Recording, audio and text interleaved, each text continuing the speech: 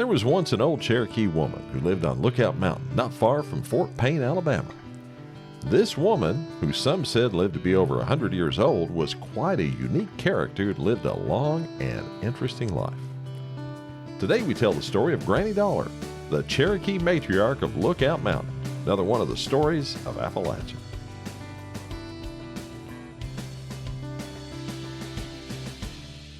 Well, Steve, when we talk about Chattanooga, there's so many stories we could fill the airwaves with and everything about Chattanooga and just down in that portion of Tennessee. But you mentioned something that's kind of interesting. Fort Payne, Alabama. I hadn't really thought about it before, but Lookout Mountain and Fort Payne, Alabama, not separated by a whole lot of distance, but I've never heard this story before of this woman. Well, this is a very popular story in that part of the country, that part of Appalachia. And, I guess the best way to describe it is, let's give it a listen. We'll just tell the story. Okay. How about that? Well, Nancy Emmeline Callahan Dollar, or Granny Dollar as she came to be known, was quite the character. She lived on Lookout Mountain, about 9 miles from Fort Payne, and was famous for her storytelling and the warm welcome she extended to visitors. But her life was a rich tapestry that began much earlier, around 1826, when she was born in a place called Buck's Pocket.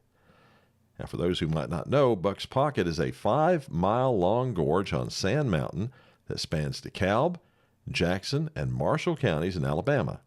It's about 8 miles east of Coffeetown. And that newborn baby had quite a unique heritage, didn't she, Rod? I would say so, Steve. Nancy was the daughter of a Cherokee father named William Callahan and a mother named Mary Sexton, who was herself half Cherokee and, well, you guessed it, half Scotch-Irish. Well, the mix of cultures gave her a rich background to draw from in her later years.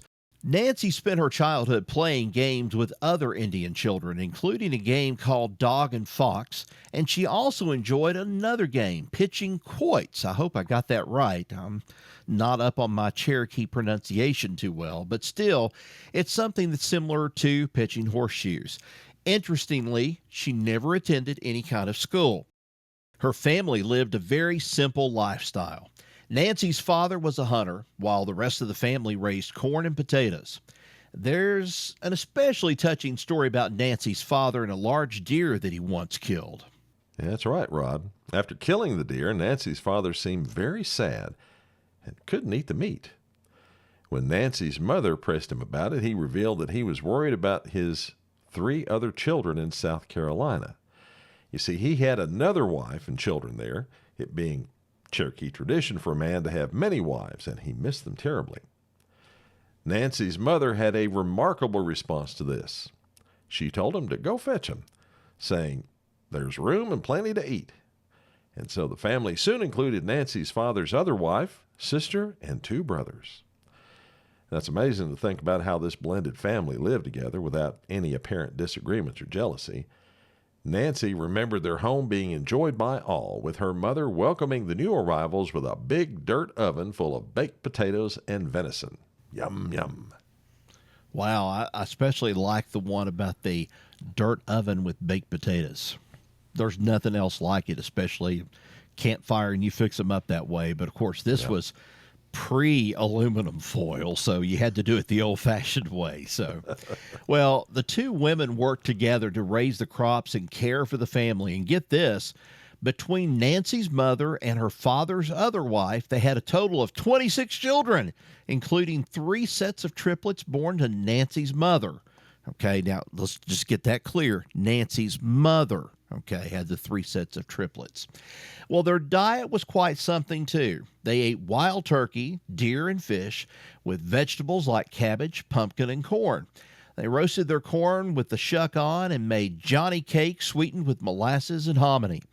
Their oven, made of red clay, was used under a shed outside their home.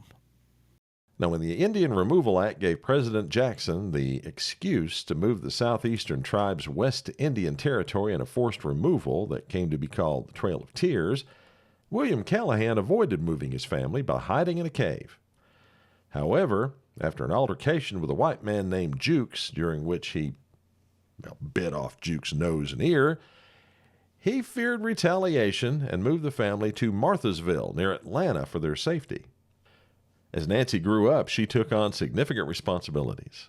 Around age 21, she began hauling goods from Marthasville to country stores near her home, a distance of up to 30 miles.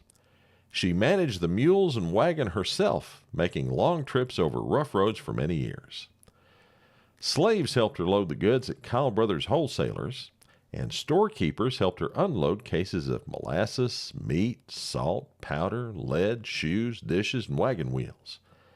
Remarkably, she was never robbed or bothered during her trips. Wow. She must have been quite a woman.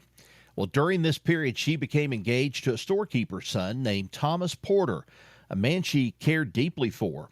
Sadly, the Civil War ended their romance when Porter joined the Confederate Army and was unfortunately killed in battle. When the Union forces, though, reached Atlanta, Nancy's father warned her not to go for more goods and to stay home with the children and make sure they were all safe. The loud roar of cannons could be heard from 30 miles away, and she later recalled never forgetting that sound.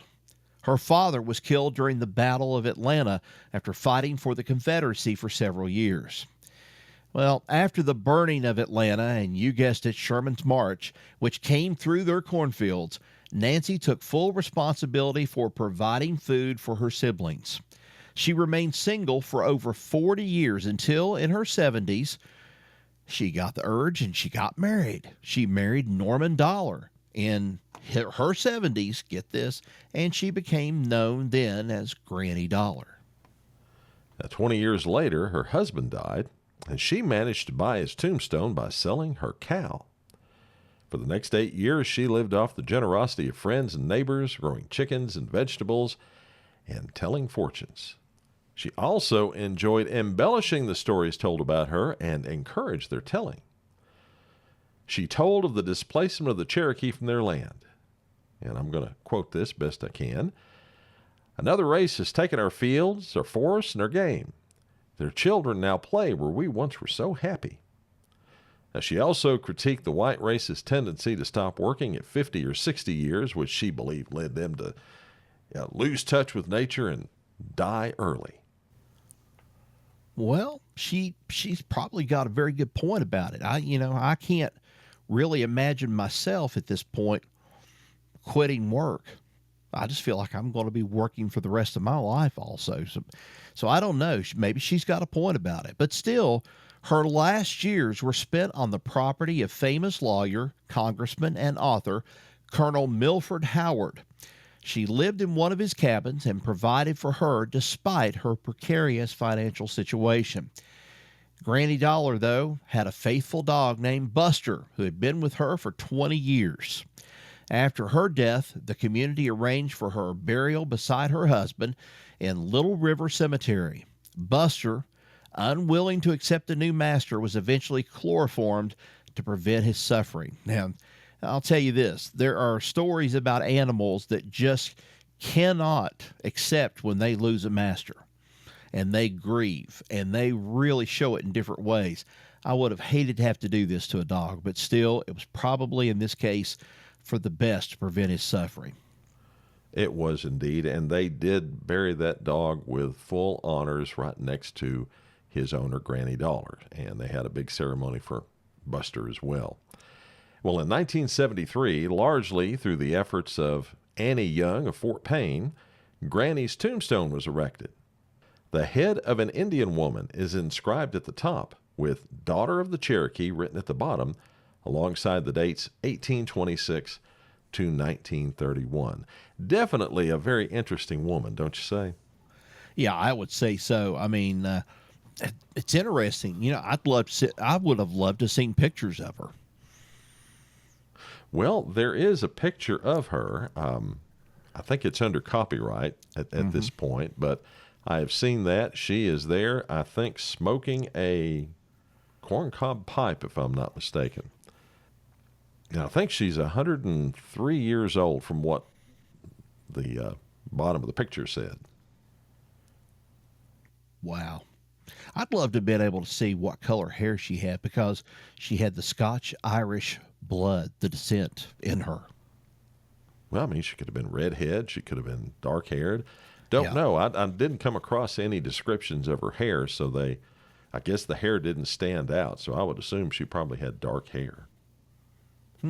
Well, she's definitely a unique woman, no doubt about it. She was indeed. And that's the story of the Cherokee Matriarch of Lookout Mountain, Granny Dollar. Another one of the stories of Appalachia. Thanks for listening.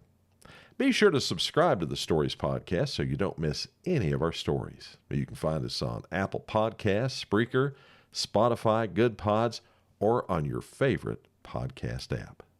And if you'd like to support us, please go over to Spreaker and subscribe to us over there. You can become a member of the Supporters Club for just a very small fee and helps us out and helps us keep bringing these stories to you. Till next we meet, y'all take care. So long, everybody.